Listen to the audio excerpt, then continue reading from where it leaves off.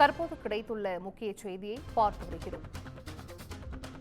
வடபழனியில் திமுக எம்எல்ஏவின் ஆதரவாளர்கள் என கூறி ஜேசிபி மூலம் இடத்தின் சுற்றுச்சுவரை இடித்த விவகாரத்தின் வழக்கின் திருப்பமாக தற்போது அந்த இடத்தின் உரிமையாளரான டாக்டர் வசந்தா வீடியோ ஒன்றை வெளியிட்டிருக்கிறார். கூடுதல் விவரங்களை செய்தியாளர் சுப்பிரமணியன் வழங்கிட கேட்கலாம். சுப்பிரமணியன், வணக்கம். இது குறித்தான் முழு விவரங்கள். சென்னை வடபழனி குமரன் காலனி பகுதியில் ஒரு இடத்தை ஜேசிபி மூலமாக இடித்ததாக திமுக எம்எல்ஏ ஆதரவாளர்கள் என கூறி 2 பேர் மீது குற்றச்சாட்டு எழுந்தது. இது தொடர்பாக அந்த இடத்துடைய உரிமையாளர் பால்துறையுடைய மகன் ஒரு வீடியோ ஒன்று வெளியிட்டிருந்தார்.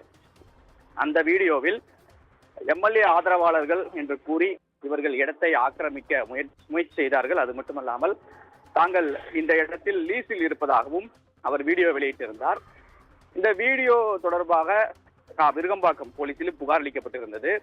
பால்துறை அளித்த புகாரின் அடிப்படையில் அந்த இடத்தை ஜேசிபி மூலமாக இடித்ததாக திமுக நிர்வாகி சூரிய சிவகுமார் மற்றும் அதே சீனிவாசன் ஆகியோர் மீது 5 பிரிவுகளின் கீழ் வழக்கு பதிவு என்பது செய்யப்பட்டது. அது மட்டுமல்லாமல் இது தொடர்பாக காவல்துறை தொடர்ந்து விசாரணை மேற்கொண்டு வருகிறார்கள்.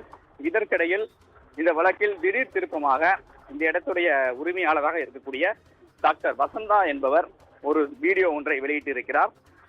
தான் அமெரிக்காவில் வசித்து வருவதாகவும் தனது மாமியாருடைய சொந்த இடம் இது என்பதும் அந்த வீடியோவில் அவர் தெரிவித்திருக்கிறார். அது மட்டுமல்லாமல் இந்த இடத்தை பால்துறை ஆக்கிரமித்து வைத்திருப்பதாக அந்த வீடியோவில் அவர் தெரிவித்திருக்கிறார்.